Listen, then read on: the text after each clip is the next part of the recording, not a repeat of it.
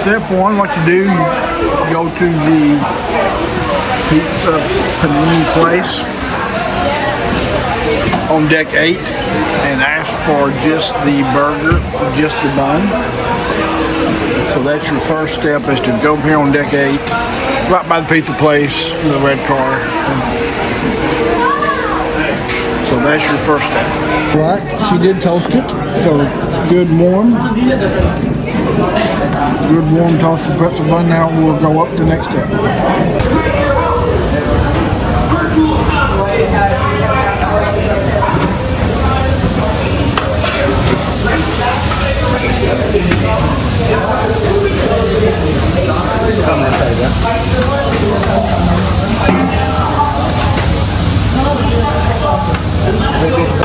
This, folks, is the finished product. You got a good warm toasted pretzel bun,